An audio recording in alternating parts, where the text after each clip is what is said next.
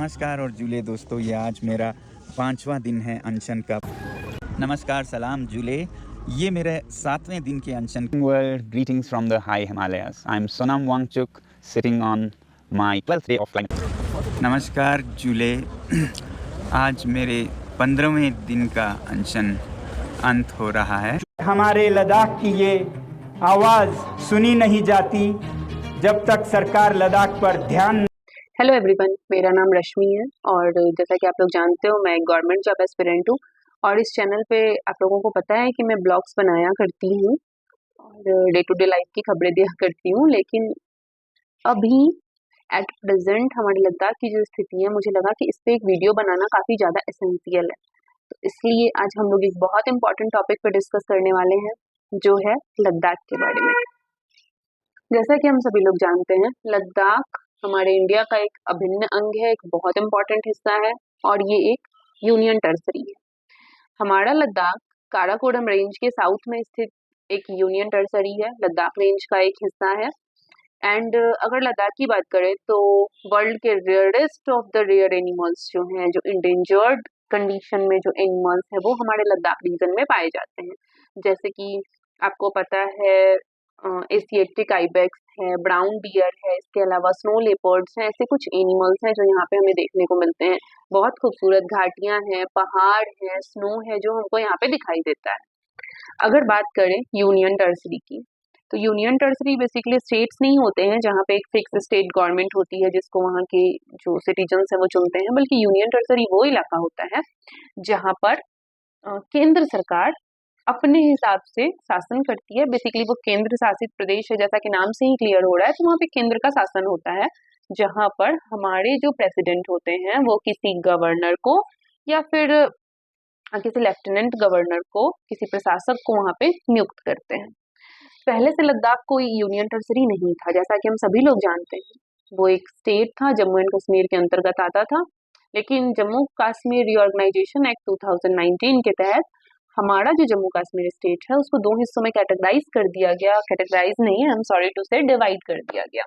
और ये दो स्टेट्स, ये जो जम्मू कश्मीर स्टेट है, ये टूट करके दो यूनियन टेरिटरीज बन गए, जिसमें एक हमारा लद्दाख है और एक हमारा जम्मू है। यहाँ तक कोई दिक्कत नहीं था। एक्चुअली ये जब 2019 का जम्मू कश्मीर रीऑर्गेनाइजेशन एक्ट आया, इस एक्ट के तहत हमारा जो जम्मू कश्मीर था, जिसको कि कुछ स्पेशल प्रोविजंस दिए गए थे, उसे एक विशेष राज्य का दर्जा दिया गया था, तो वो वहां से खत्म कर दिया गया, जो कि गवर्नमेंट का एक काफी अच्छा इनिशिएटिव था। इससे बहुत ज्यादा अच्छी चीजें हुई हैं जम्मू कश्मीर में, डेवलपमेंट के साथ साथ बहुत सारी चीजें। लेकिन प्रॉब्लम ये नहीं है जिस वजह से लद्दाख के लोग आज सड़कों पे उतर आए हैं, वहां पे प्रोटेस्ट कर रहे हैं, बल्कि प्रॉब्लम यहाँ से शुरू होती है हमारी कि हमारे जम्मू एंड कश्मीर के पास तो अपनी एक लेजिस्लेटिव असेंबली है, वहाँ के एमपीज हैं जो कि हमारे पार्लियामेंट में है, वहाँ खुद की एक पर्सनल लेजिस्लेटिव असेंबली है जहाँ वहाँ के सिटीजन्स की प्रॉब्लम्स का निपटारा किया जाता है।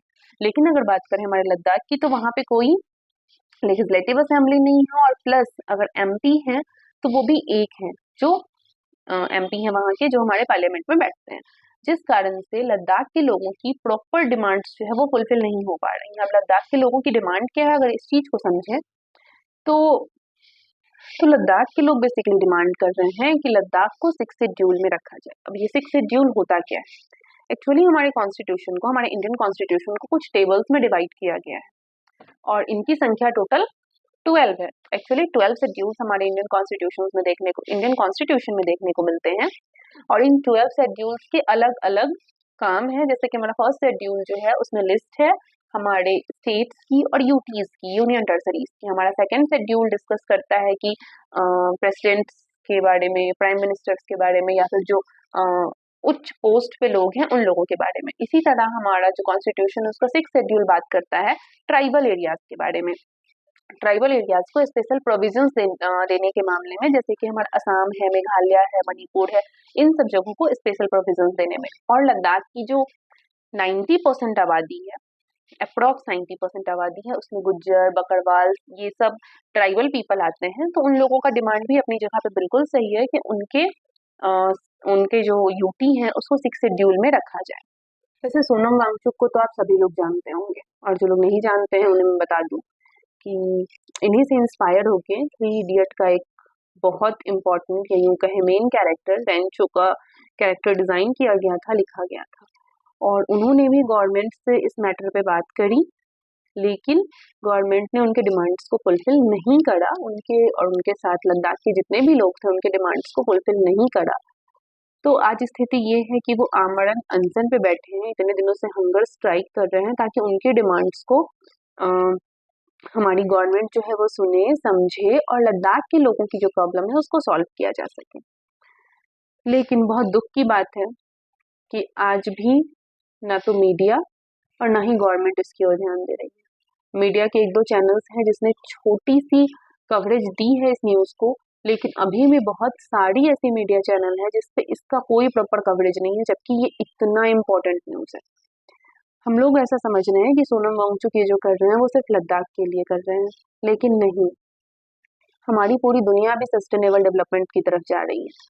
इस ढंग से डेवलपमेंट करना कि हमारे इन्वायरमेंट को कोई नुकसान ना पहुंचे, क्योंकि ये जो मदर अर्थ है ना, ये हमें सब कुछ देती है, बदले में ये हमसे कुछ ले नहीं रही है। लेकिन अगर हम इन पेड़ों को काटते चले जाएंगे तो उन इंडेंजर्ड स्पेसीज का क्या, जो यहाँ रहते हैं, जिनका ये हैबिटेट है, एक दिन वो एक्सटिंक्ट हो जाएंगे।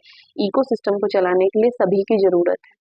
अगर प्लांट्स नहीं होंगे तो हमारा लाइफ इस धरती पे सर्वाइव करने लायक नहीं बचेगा। We can't survive without plants, right. जैसे कि हम अब उत्तराखंड को देखें, जितना भी हिमालय का जो निचली इलाका है वहाँ पे देखें तो वहाँ लगातार आज भी पेड़ों की कटाई हो रही है, माइनिंग्स हो रही है। जैसे अभी हाल में जोशीमठ वाला जो इंसिडेंट हुआ जिसमें ज़मीन अंदर धंसती चली गई, लोगों की लाइफ डेंजर में चली गई। ऐसे ऐसे इंसिडेंसेस होते रहेंगे। आप नॉर्थ ईस्ट देख लो, वहाँ पे भी कुछ ऐसे ही सिचुएशंस है। तो इन्वायरमेंट को बचाना बहुत ज़रूरी है, जिसके लिए सोनम वांगचुक एक बहुत बड़ा स्टेप ले रहे हैं। अगर आज हम लोग उनका सपोर्ट नहीं करते हैं, अगर आज हम लोग सोचते हैं कि वो सिर्फ लद्दाख के बारे में सोच रहे हैं, हमें क्या, हम तो अपने स्टेट में आराम से हंसी खुशी जी रहे हैं, तो कल को ये हमारे स्टेट में भी हो सकता है। हो क्या सकता है, हो ही रहा है। और लद्दाख की बात करें तो वो बहुत सेंसिटिव इलाका है, राइट। वहाँ का जो इकोलॉजिकल सिस्टम है, जो इन्वायरमेंट है, जो क्लाइमेट है, वो हमारे यहाँ से बहुत डिफरेंट है। उस जगह के एरिया में अगर हम इन्वायरमेंट के साथ कुछ भी छेड़छाड़ करते हैं तो इसका परिणाम बहुत बुरा हम लोगों को भी भुगतना पड़ेगा और वहाँ के लोग भी भुगतेंगे। तो I think Sonam Wangchuk sir अपनी जगह पे जो कर रहे हैं वो काबिले तारीफ है, और आई थिंक गवर्नमेंट को, मीडिया को इस ओर भी ध्यान देना चाहिए। आई नो चुनाव का टाइम है, मीडिया चुनावी कवरेज में बिजी है, लेकिन ये कहीं ज़्यादा इम्पोर्टेंट है, क्योंकि आने वाला फ्यूचर जनरेशन, हमारी आज का जनरेशन कहीं ना कहीं हमारे क्लाइमेट पे ही निर्भर करता है। एंड इस मैटर पे आपकी क्या राय है ये भी मैं जानना चाहूँगी, तो आप लोग अपनी राय को कमेंट बॉक्स में ज़रूर दें। और हाँ, I stand with Sonam Wangchuk, do you. इसी के साथ ये सॉरी फ्रेंड्स, मैंने माइक काम करना इस टाइम बंद कर दिया था। तो मैं बस यही कह रही थी कि हम लोग तो अभी सोनम वांगचुक के साथ है, क्या आप लोग हो? चलो, तो इसी के साथ इस वीडियो को हम लोग यहीं पे एंड करते हैं, मिलते हैं कल। और आप लोग अपनी राय मुझे कमेंट सेक्शन में ज़रूर बताएं। आज के लिए इतना ही, बाय।